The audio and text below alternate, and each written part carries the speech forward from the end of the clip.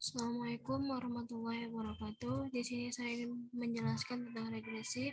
Nama saya Kofifa Simatupang dengan NIM 4201230002 dari kelas PSMB 20 Fakultas MIPA Universitas Negeri Medan. Yang pertama, pengantar.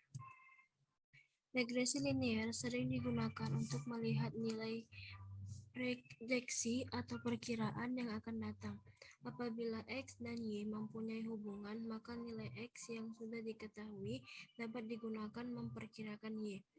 Perkiraan mengenai terjadinya suatu kejadian, nilai variabel untuk waktu yang akan datang, seperti prediksi produksi 3 tahun yang akan datang, prediksi harga bulan depan, ramalan jumlah penduduk 10 tahun mendatang, ramalan hasil penjualan tahun depan. Ramalan mengetahui suatu kejadian baik secara kualitatif seperti akan turunnya hujan, akan terjadinya perang, akan lulus ujian.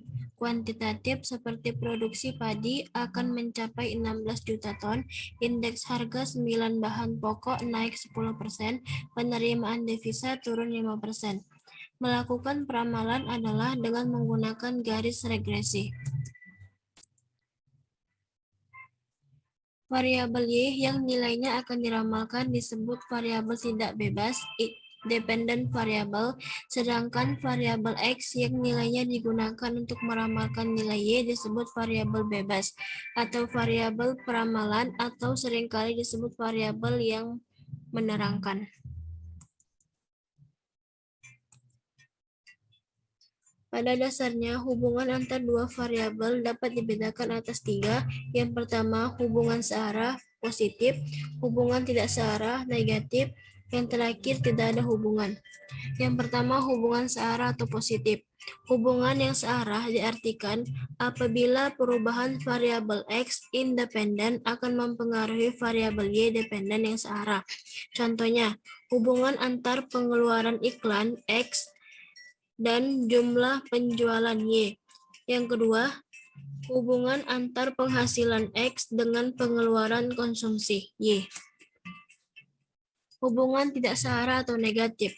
Dua variabel dikatakan mempunyai hubungan yang bersifat kebalikan atau negatif apabila perubahan variabel independen X akan mempengaruhi variabel dependen Y pada arah yang berlawanan. Artinya, apabila variabel X bertambah, maka variabel Y berkurang. Atau sebaliknya, jika variabel X berkurang, maka variabel Y bertambah. Contohnya, hubungan antar usia kendaraan X dengan tingkat harga Y. Kemudian hubungan antar harga barang X dengan jumlah yang diminta Y. Tidak ada hubungan. Dua variabel dikatakan tidak punya hubungan apabila perubahan pada variabel independen X tidak mempengaruhi perubahan pada variabel dependen. Contohnya, hubungan antar konsumsi pangan X dengan tingginya gedung Y. Seperti berikut grafiknya. Kemudian jenis-jenis analisis regresi.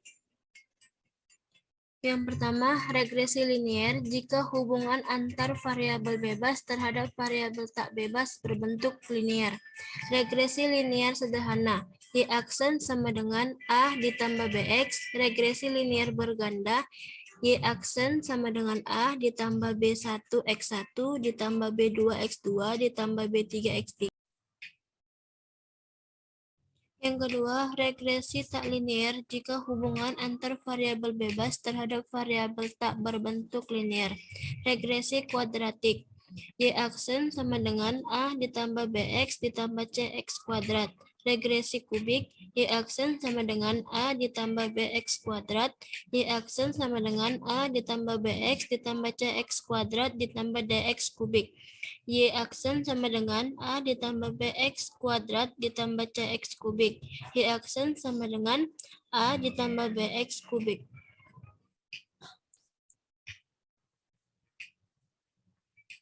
Yang kedua, regresi linear sederhana dan berganda.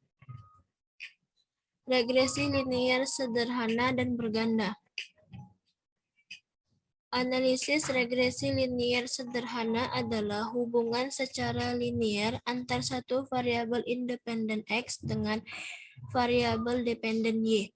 Analisis ini untuk mengetahui arah hubungan antar variabel independen dengan variabel dependen, apakah positif atau negatif. Persamaan regresi linier sederhana. Regresi merupakan suatu alat ukur yang juga digunakan untuk mengukur ada atau tidaknya korelasi antar variabelnya. Istilah regresi itu sendiri berarti ramalan atau taksiran. Persamaan yang digunakan untuk mendapatkan garis regresi pada data diagram pancar disebut persamaan regresi.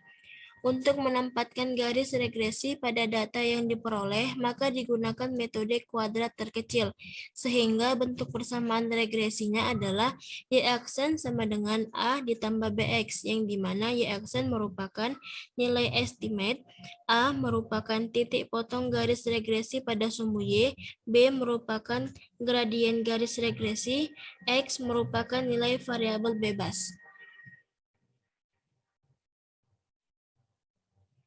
Y aksen sama dengan A ditambah B1X1 ditambah B2X2 sampai dengan BN-XN.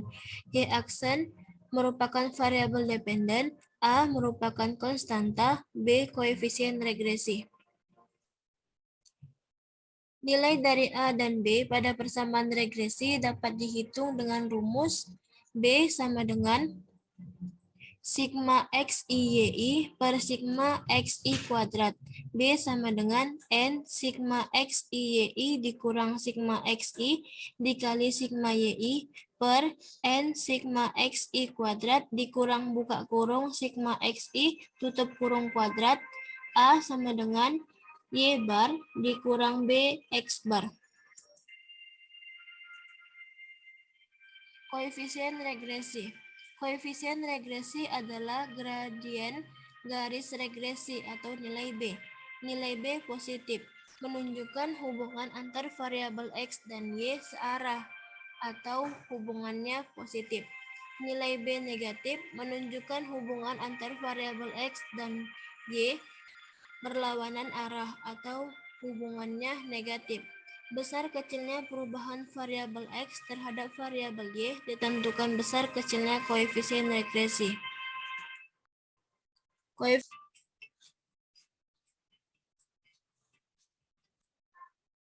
Baik untuk pengaplikasian pada aplikasi SPSS seperti yang tertera di layar, data yang akan digunakan seperti ini, yang terdapat tanggal pengunjung berbelanja. Langkah yang pertama kita lakukan, kita klik analis, kemudian represental, kemudian linear, kemudian untuk dependen, kita pindahkan variabel berbelanja. Untuk independen, kita pindahkan pengunjung. Dan untuk case labels, kita pindahkan tanggalnya. Lalu untuk method, kita pilih enter. Lalu kemudian kita klik option. Lalu untuk striping metode Kris, kita gunakan uji F yang mengambil standar probabilitas sebesar 5% karena entry-nya 0,05. Kemudian kita klik include constant. Kemudian pada missing valuan kita pilih exclude causes listis. Kemudian continue. Kemudian kita pilih statistik. Pada regresi kita pilih estimate. Kemudian pada deskripsi kita pilih model fit. Kemudian pada residu kita pilih case with diagnosis. Kemudian kita klik all case. Kemudian continue. Lalu kita pilih plot. Untuk aplikasinya kita pindahkan SD Research, kita pindahkan ke Y, dan untuk X-nya SGRID.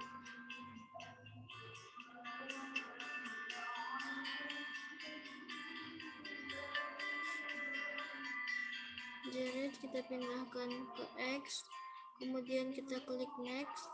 Kemudian untuk variabel yang kedua kita klik Jared, dan untuk X-nya kita pilih dependent. Kemudian standarnya kita pilih normal, lalu continue, kemudian kita klik OK. Maka seperti ini yang akan kita dapat, di mana ada variabel enter, kemudian model summer, ada ANOVA.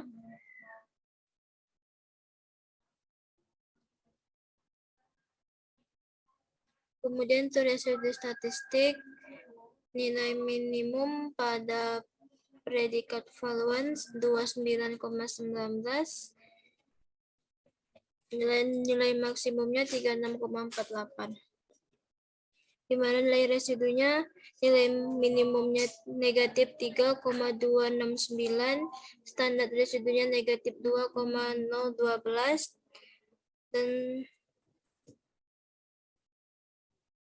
dan pada maksimumnya standarnya 1,681.